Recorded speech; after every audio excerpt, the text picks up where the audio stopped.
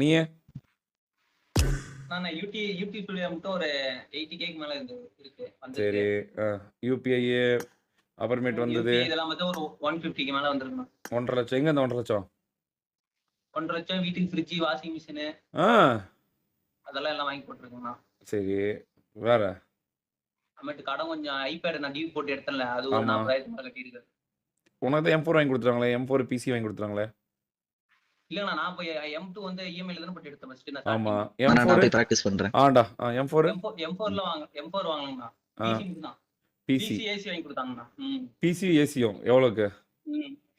PC AC 50,000, PC ஒரு 2 lakhs வந்துச்சு.